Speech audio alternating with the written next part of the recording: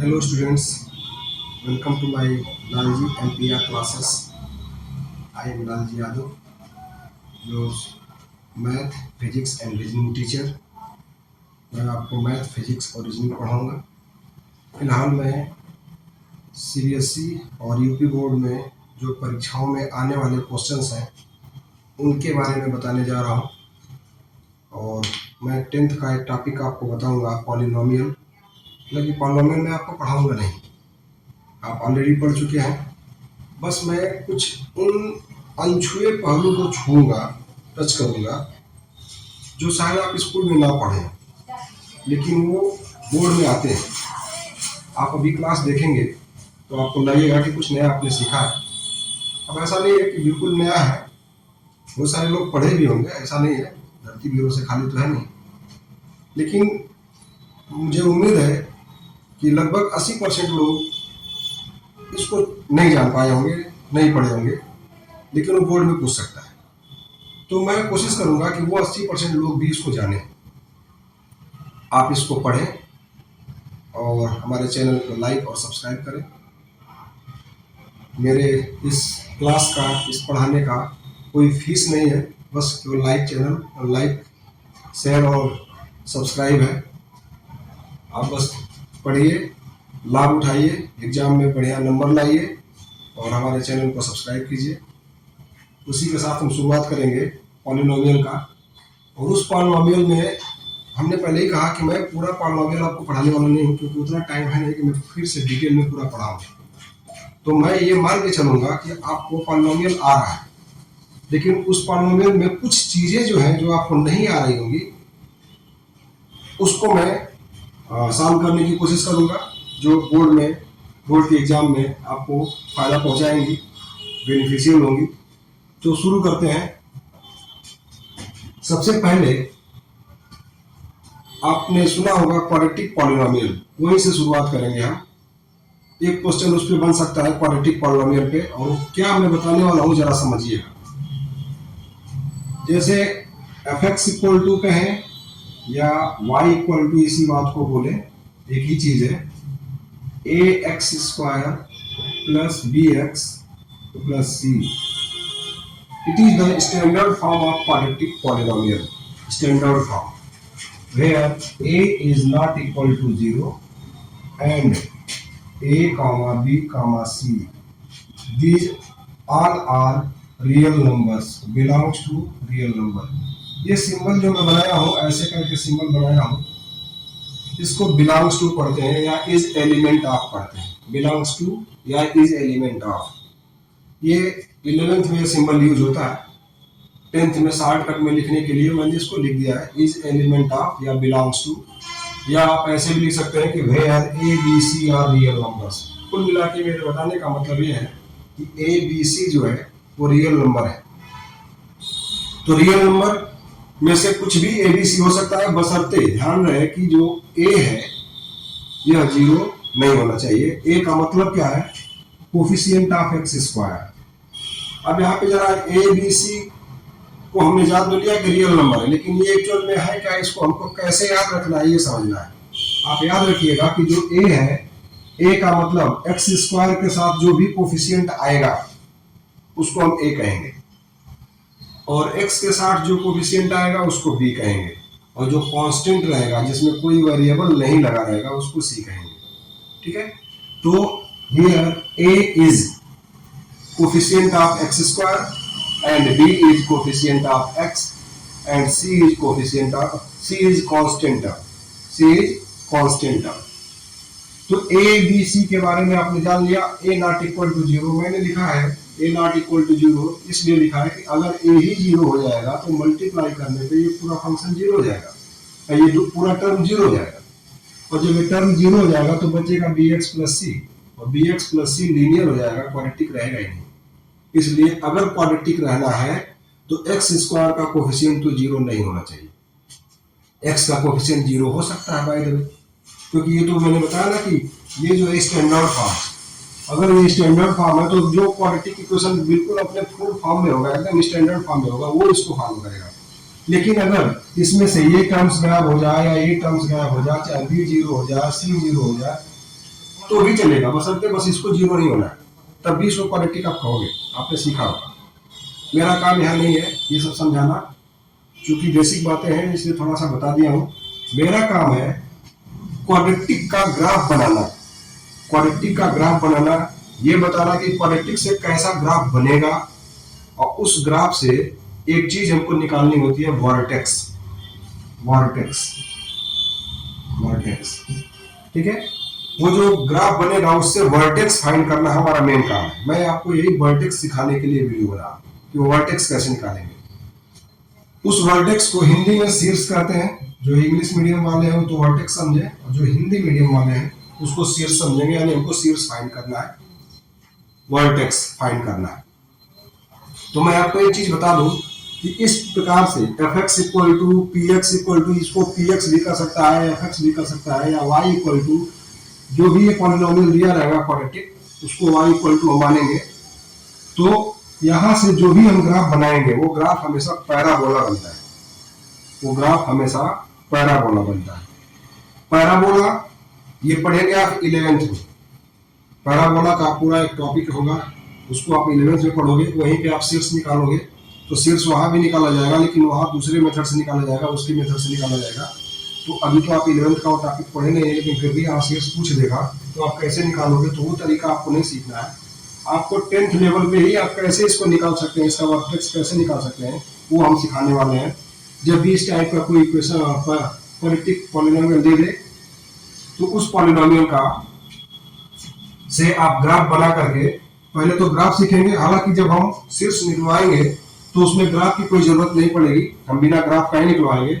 लेकिन एक समझाना पड़ेगा कि आखिर ये बना क्या रहा है और पैराबोला कैसे बन रहा है, और पैराबोला किस रूप में होता है। तो पैराबोला देखिए, जब भी ऐसे इस शेप में, यू शेप में, ऐसे एकदम यू नहीं होता है, पैराबोला जो होता है वो ऐसा इस टाइप की जो आकृति होती है, ठीक है, उसको कहते हैं पैराबोला। ये होता क्या है कि ऐसे एक जगह से ऐसे हो करके फैलते हुए, जैसे जैसे ऊपर जाएगा फैलता रहता है।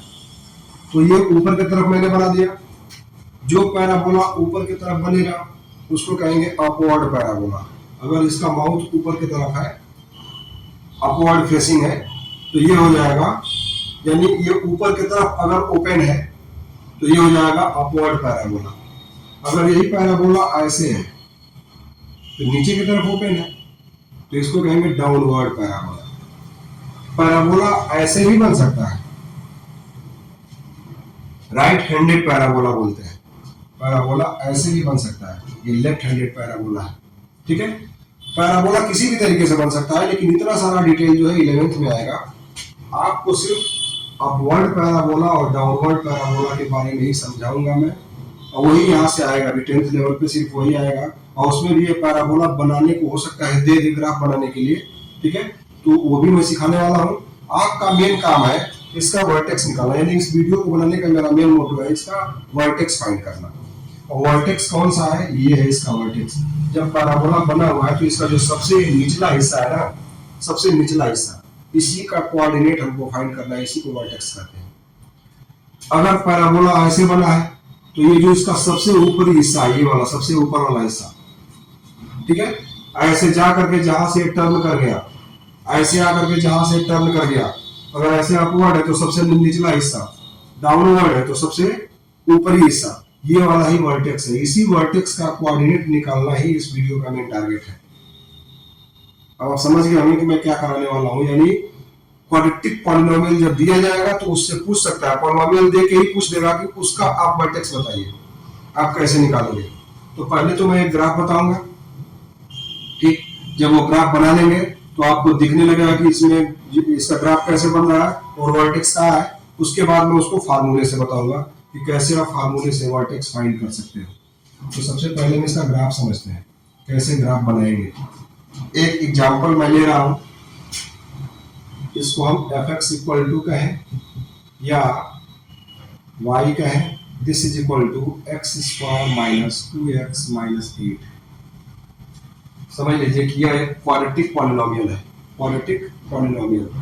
उस क्वाड्रेटिक पॉलिनोमियल में जैसे मैंने कहा था कि एक्स स्क्वायर जो कोफिशिएंट है वो a है, यानी यहाँ एक्स स्क्वायर का कोफिशिएंट a, तो यहाँ एक्स स्क्वायर का कोफिशिएंट 1 है, ये कुछ नहीं है तो 1 है। एक्स का कोफिशिएंट कौन है, तो -2 है, पूरा चिन्ह सहित -2, और कांस्टेंट टर्म कौन है, तो -8 है। तो अगर मैं पूछूं कि इसमें ए बी सी कौन है, तो A1 B -2 और C -8। ठीक है, तो फिलहाल अभी एबीसी का विशेष काम है नहीं, अभी हमारा काम यहाँ से शुरू होने वाला है। मैं यहाँ से ग्राफ बनाने वाला हूँ, और ग्राफ बनाने के लिए टेबल बनाएंगे। एक टेबल बना लेते हैं।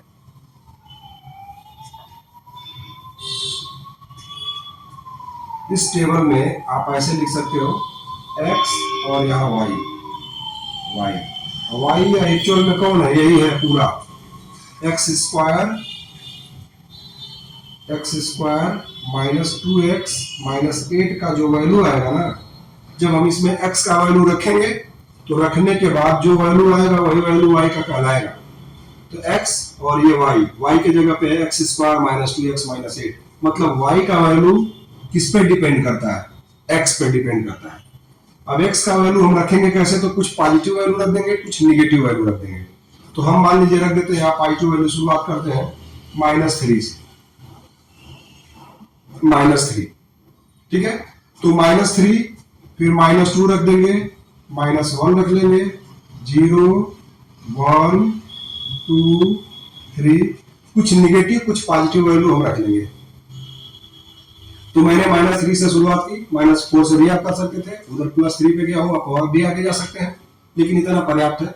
तो -3 आप रख करके इसमें कैलकुलेट कीजिए कि इसका वैल्यू क्या आने वाला है। जरा सोचिए, -3 आप रख के उसका स्क्वायर करेंगे तो -3 का स्क्वायर हो जाएगा 9, -3 का स्क्वायर 9, और यहाँ भी माइनस रखेंगे और यहाँ भी माइनस है, तो माइनस माइनस प्लस, तो 2 3 या 6, और ये -8। 9 में से 8 जाएगा 1, और 1 में 6 प्लस हो जाएगा तो 7। तो -3 पे इसका वैल्यू आ गया 7। वैसे ही -2 पे आप कैलकुलेट कर लेंगे, -2 पे आ जाएगा 0, -2 पे आ जाएगा 0। जैसे ही आप इसमें -2 रखेंगे तो इसका वैल्यू आ जाएगा 0। -1 पे आ जाएगा -5, -1 पे -5, इसके बाद 0 रखेंगे तो -8। आप समझ पा रहे हैं? जैसे आपने x के जगह पे 0 रखा तो ये खत्म, x की जगह पे यहाँ भी 0 रखा तो ये भी खत्म, बच गया -8। 1 रख के देख लीजिए, 1 रखेंगे तो 1 का स्क्वायर 1, माइनस ये 2 और माइनस ये 8, तो कुल मिला के यह तो -10 हो गया। -10 1 में से जाएगा तो -9, तो यहाँ हो जाएगा -9। ठीक है, 2 रखें तो 2 2 जा 4, माइनस फिर 2 2 जा 4, तो बच गया -8, और ये -8, ये कट गया और यह -8। 3 रखने पे क्या आ जाएगा, 3 रखने पे आ जाएगा -5, 3 रखने पे -5। तो इतने सारे इसके पॉइंट्स मिल गए हमारे पास। ठीक है, अब जब आप इसका ग्राफ बनाओगे तो ग्राफ कैसे बनेगा ये देखते हैं। मैंने थोड़ा जल्दी कर दिया है, ये ज्यादा कुछ वैल्यू को निकाला हो, कुछ को डायरेक्ट लिख दिया हो, वो आप कर सकते हो। इतना तो जो बोर्ड की परीक्षा देना है तो इतना तो मान के चल सकता हूँ कि आप इतना जानते होगे, वैल्यू रख के वैल्यू निकालना तो जानते ही होंगे। ठीक है, तो क्योंकि मैं आपको पहले ही बता चुका हूँ कि मेरा मेन टारगेट है वर्टेक्स फाइंड कराना, कि वर्टेक्स कैसे पता करेंगे, तो ये सब मैं जल्दी जल्दी कर लिया हूँ। अब देखिए, एक्स एक्सिस और वाई एक्सिस बना करके ऐसे, एक्स एक्सिस वाई एक्सिस बना करके इन पॉइंट्स को रिप्रेजेंट कर देंगे। तो एक्स पे -3, वाई पे 7, एक्स पे -3, -1 -2 -3, और वाई पे 7, तो वाई पे 7, 1 2 3 4 5 6 7। तो एक पॉइंट आपका ये हो गया -3 और वाई पे 7, पहला पॉइंट। दूसरा पॉइंट -2 0, तो x पे -2 और y पे 0, तो यहाँ हो गया। तीसरा पॉइंट -1 पे -5, तो ये -1 पे -5, तो -1 -2 -3 -4 -5, ये पॉइंट है आपका -1 -5, ये -2 का 0 है, -1 -5, इसके बाद है 0, -8, तो 0 पे -8 पे चले जाइए, तो -5 के बाद -5, -6, -7, -8, मान लीजिए 0, -8, 0, -8। इसके बाद है 1 पे -9, तो अब चले जाएंगे x पे 1, और -9 का मतलब इससे भी नीचे उतर जाना है, यहाँ पे आ जाना है, तो ये पॉइंट हो गया 1 पे -9, 1 पे -9, 2 पे -8, तो जब 2 पे जाएंगे, यहाँ गए 2 पे, तो ये -8, तो -8 का मतलब कि ये -9, तो ये -8 है, 2 पे -8, फिर 3 पे -5, तो 3 पे -5, तो ये 3 है, वहां पे -5, तो ये -5 है लगभग यहाँ। अब आपको मैं इतना जो पॉइंट दिखा दिया हूँ, एक पॉइंट यहाँ टिक हुआ है, एक पॉइंट यहाँ टिक हुआ है, एक पॉइंट यहाँ टिक हुआ है, एक पॉइंट यहाँ टिक हुआ है, फिर यहाँ हुआ है, यहाँ हुआ है, यहाँ हुआ है, ठीक है। इतने से आपको अंदाजा लग गया होगा। अगर इसको फ्री हैंड आप मिलाओगे ना, तो ऐसे आपको दिखेगा, ऐसे आएगा, ऐसे आ रहा है, ऐसे आ रहा है, यहाँ आ रहा है, फिर यहाँ से ऐसे घूम जा रहा है, अब ऐसे ही आगे निकल जाएगा, ऐसे चला जाएगा, समझ में आ रहा है? तो जब ये ऐसे जाएगा, तो ये समझिए कि ये बन गया पैराबोला, ये बन गया पैराबोला, इसी को बोलेंगे पैराबोला। क्वेश्चन क्या पूछेगा, बस आपको ये दे देगा। देखिए जितना मैं जो बोला हूँ, बताया हूँ, उसमें काम की बात क्या है, क्वेश्चन आपको सिर्फ ऐसे या ऐसे करके इतना दे देगा और पूछ देगा कि इसका वर्टेक्स बताओ। तो आपको पता है कि जब इस टाइप का इक्वेशन देगा और इस टाइप का क्वाड्रेटिक पॉलिनोमियल देगा, तो जब भी इसका आप ग्राफ बनाओगे, क्वाड्रेटिक जब भी रहेगा, ध्यान रखिएगा, क्वाड्रेटिक जब भी रहेगा, जब भी ग्राफ बनाओगे, वो पैराबोला ही बनेगा, चाहे अपवर्ड बने चाहे डाउनवर्ड बने। अभी मैंने कहा था कि हॉरिजॉन्टल भी बन सकता है, इधर भी बन सकता है, तिरछा भी बन सकता है, लेकिन वो सब आएगा 11th में। 10th लेवल पे या तो वर्टिकल अपवर्ड या तो डाउनवर्ड, यही दो पैराबोला बनने वाले हैं, उन्हीं का वर्टेक्स। तो क्वेश्चन जैसे ही ये दे देगा, दे करके पूछ देगा आपसे फट से कि इसका वर्टेक्स बताओ। 1 नंबर में भी आ सकता है, 2 नंबर में भी आ सकता है, कोई बड़ा काम रहेगा नहीं, सीधे वर्टेक्स बताना है। अब आप सोचेंगे कि वर्टेक्स बताना है, इतनी देर से मैं पढ़ा रहा हूँ, आप इतना सारा ग्राफ बनाओगे, ग्राफ बनाने के बाद तब नीचे जाओगे, तब तो पता चलेगा कि वर्टेक्स है। ये तो करना ही नहीं है आपको, ये ग्राफ आपको बनाना ही नहीं है। मैं ग्राफ इसलिए बताया हूँ कि जब मैं ग्राफ बनाऊंगा तो आपको समझ में आएगा कि वर्टेक्स नाम की चीज है क्या, वो कहाँ है, कहाँ लाई कर रही है। तो आप ऐसे जब ग्राफ बनाओगे तो हमेशा क्वाड्रेटिक का पैराबोला बनेगा, चाहे वो अपवर्ड बने या डाउनवर्ड बने, ठीक। और दूसरी चीज उसका कहीं ना कहीं जब वो, जैसे मान लीजिए अभी फिलहाल ये अपवर्ड है, तो बिल्कुल निचला हिस्सा जो होगा वो वर्टेक्स होगा, और जो सबसे ऊपर का अगर डाउनवर्ड बन गया होता है ऐसे, तो जो सबसे ऊपर का हिस्सा है वो वर्टेक्स होता है। उसी वर्टेक्स का कोऑर्डिनेट हमको बताना है। जैसे फिलहाल इसका कोऑर्डिनेट क्या है, 1 और -9, ठीक है, 1 और -9 इसका कोऑर्डिनेट है वर्टेक्स का, यही हमको आंसर लाना है। अगर यहाँ से ग्राफ से हम कहें तो वर्टेक्स, ग्राफ से वर्टेक्स इक्वल टू आपका मिल गया 1, -9, यही हमको फाइंड करना है। अब क्वेश्चन देकर के 4 ऑप्शन दे देगा, उसमें से वर्टेक्स का एक ऑप्शन ये रहेगा, इसी पे आपको टिक करना होगा।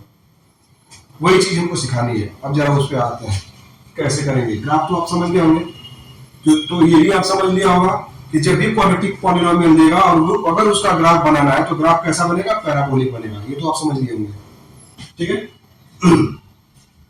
अब मैं इसको मिटा रहा हूं, बस इसको रहने दूंगा, इसको हटा दे रहा हूं, ग्राफ भी रहने दे रहा हूं। अब मैं सिखाने जा रहा हूं कि कैसे आप पता करोगे कि वर्टेक्स इसका है कहां, वर्टेक्स किस जगह पे है। तो इसका वर्टेक्स निकालने के लिए अब मैं निकालूंगा डिस्क्रिमिनेंट, और आपने सीखा होगा डिस्क्रिमिनेंट,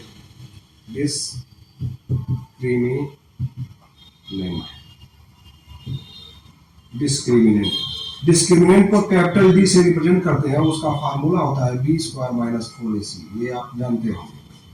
जब आप क्वाड्रेटिक पॉलिनोमियल पढ़ेंगे तब भी, और क्वाड्रेटिक इक्वेशन पढ़े होंगे तब भी, रूट्स निकालने के दौरान डिस्क्रिमिनेंट की जरूरत पड़ी होगी, नेचर ऑफ रूट्स निकालने के दौरान भी इसकी जरूरत पड़ी होगी। तो इसको तो आप पक्का जानते हैं। तो d = b² - 4ac इसकी जरूरत है, इसलिए इस फार्मूले को याद रखेंगे। अब d = b² - 4ac जो है वो कहां से लाएंगे, तो अब देखिए हमारे ऐसे क्वेश्चन रहेगा, दे देगा, मान लो ये क्वेश्चन है, लिख दिया y = अगर x² - 2x - 8 है, तो कह देगा कि इसका वर्टेक्स बताओ। या पूछ देगा कि ये क्या रिप्रेजेंट करेगा, तो पैराबोला रिप्रेजेंट करेगा। इसका वर्टेक्स बताओ। तो वर्टेक्स बताने के लिए हम क्या करेंगे, तो सबसे पहले डी निकालेंगे, डी। तो फिलहाल तो हम कंपेयर करेंगे इससे, A X square plus B X plus C से। इसको कंपेयर करोगे तो जरा बताओ कि ए क्या आने वाला है। तो मैंने बताया कि एक्स स्क्वायर का कोफिशिएंट जो रहता है वो ए कहलाता है। तो यहाँ एक्स स्क्वायर का कोफिशिएंट है वो क्या है, 1 है, इसके साथ 1 का मल्टीप्लाई है। बी क्या है, तो x का जो कोफिशिएंट है वो बी है, तो यहां x का कोफिशिएंट है -2। c क्या है, कांस्टेंट टर्म c, तो कांस्टेंट क्या है, -8। तो a b c हमने फाइंड कर लिया। अब मैं d निकालूंगा, तो d इक्वल टू फॉर्मूला हो जाएगा b square minus 4ac, b square minus 4ac, ये हो गया d। तो यहां से b का स्क्वायर मतलब -2 का स्क्वायर, -4, a का मतलब 1, c का मतलब -8। दिस इज इक्वल टू -2 का स्क्वायर हो जाएगा 4 और -4 और ये -8, ये क्या लिखा दिस, ठीक है। तो माइनस माइनस ये इंटू में है, तो माइनस माइनस प्लस, और 4 8 जा 32, 4 8 जा 32, कुल मिला के टोटल 36, d इक्वल टू 36। अब जब d निकल गया तो फिर क्या करना है, अब आगे हम वर्टेक्स निकालने पे। तो d जैसे ही मिल जाएगा तो वर्टेक्स का फार्मूला लिखेंगे, आप यहाँ पे लिखेंगे वर्टेक्स, ये फार्मूला आप याद रखेंगे। वर्टेक्स इक्वल टू फार्मूला होता है -b/2a, -d/4a।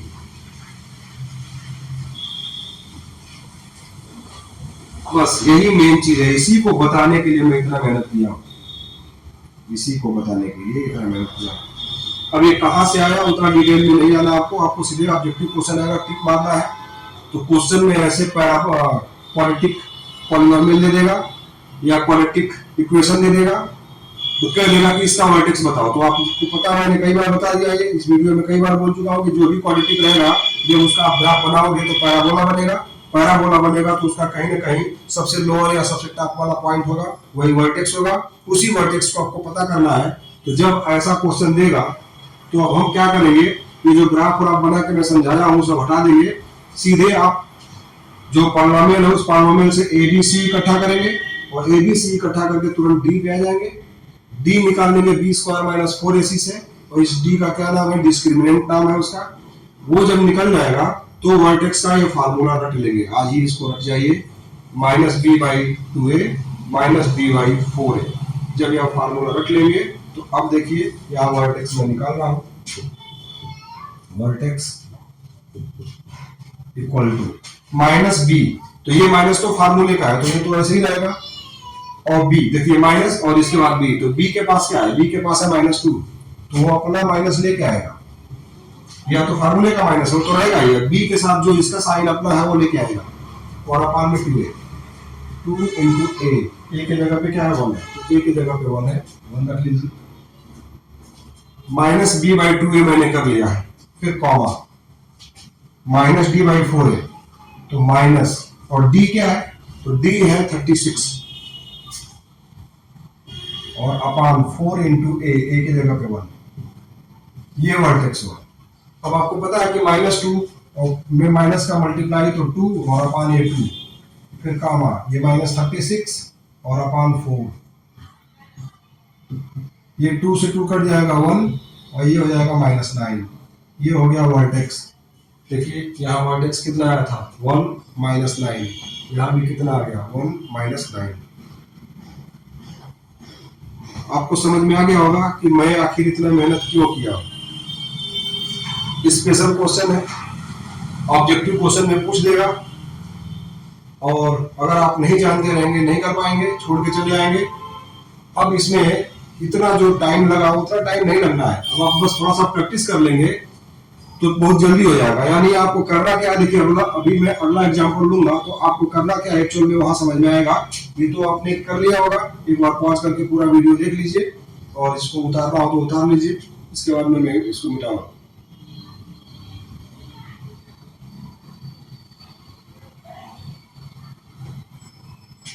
अब मैं एक दूसरा एग्जांपल ले रहा हूं, वहां से आप देखिए। अभी मैं एक एग्जांपल लिख रहा हूं, एफ एक्स इक्वल टू, मान लीजिए लिखा हुआ है x square minus 6x minus 9, ये लिखा हुआ है। F x equal to x square minus 6x minus 9 ये दे दिया, कह देगा कि इसका वर्टेक्स बताओ बस। तो आप तुरंत कंपेयर कर लोगे a इक्वल टू 1, कोई जरूरी नहीं कि हमेशा a इक्वल टू 1 आएगा, इत्तेफाक से मैंने दोनों एग्जांपल लिए, दोनों में a इक्वल टू 1 था, ठीक है। या कहिए तो मैं एग्जांपल चेंज कर दूं, लिख दिया हो तो लिख दिया हो, a equal to 1, b equal to minus 6 और c equal to minus 9। a equal to 1, b equal to, यानी x का कोफिशिएंट, क्योंकि x के साथ b है तो x का कोफिशिएंट यहाँ माइनस 6 है, वो b हो जाएगा, और कांस्टेंट वाला क्या है माइनस c, तो माइनस 9। जैसे ही एबीसी आपने निकाला फट से कहा जाएंगे डी पे आ जाएंगे, डी इक्वल टू हो जाएगा बी स्क्वायर माइनस 4ac, तो बी स्क्वायर अब माइनस 6 का स्क्वायर, फिर माइनस 4, ए की जगह पे 1, सी की जगह पे माइनस 9, माइनस 36, ये प्लस 36, माइनस माइनस प्लस, और ये कितना आ जाएगा, तो प्लस 36, 4 9 36, फिर मिला के 72, डी आ गया 72। अब जब डी 72 आ गया तो अब निकालेंगे वर्टेक्स, तो वर्टेक्स का फार्मूला आपने सीख लिया है, तो फार्मूला है माइनस डी बाई 2a और माइनस डी बाई 4a, ये फार्मूला है। रख दीजिए, थोड़ा जल्दी रख दीजिए, b की जगह पे वैल्यू क्या है, लेकिन ये तो फार्मूले का माइनस है तो रहेगा, और b की जगह पे ऑलरेडी माइनस है, और 2 इंटू ए का मतलब 1, और ये माइनस डी के जगह पे 72 अपॉन 4 इंटू ए के जगह पे 1, माइनस माइनस प्लस हो जाएगा, और 6 को 2 से काट देंगे तो 3 आ जाएगा, समझ रहे होंगे, और 4 से इसको काटिए तो माइनस 18 हो जाएगा, माइनस 18, तो 3 कामा माइनस 18, ये हो गया वर्टेक्स। जब ये पैराबोला आप इसका बनाते तो उसका जो वर्टेक्स आता, चाहे टॉप पॉइंट आता चाहे बॉटम पॉइंट आता, जो भी आता वो कौन सा आता, 3 माइनस 18, 3 माइनस 18। तो अब तो आप समझ गए होंगे कि क्वेश्चन कैसे आएगा और उसका वर्टेक्स कैसे निकालेंगे। मैंने पहले ही बताया कि पैराबोला का टॉपिक जो है 11th में आता है, वर्टेक्स वहां निकालने का दूसरा तरीका होगा, लेकिन ये 10th लेवल पे ही हम वर्टेक्स निकाल सकते हैं, और ये आता है आपके सिलेबस में है, ठीक है। आर डी शर्मा की बुक आप पढ़ेंगे तो आप देखेंगे उसमें कुछ एग्जाम्पल होंगे ऐसे। तो अभी मैं जो इस वीडियो में बताया वर्टेक्स निकालने का ढंग बताया, 1 नंबर का क्वेश्चन मैंने आपका तैयार कराया है। अगर ये वीडियो आप देख करके आपको लगे कि नहीं आपने कुछ अच्छी चीज सीखी है तो लाइक और शेयर कीजिए, और चैनल को मेरे आगे बढ़ाइए, मेरा मनोबल बढ़ाइए। धन्यवाद।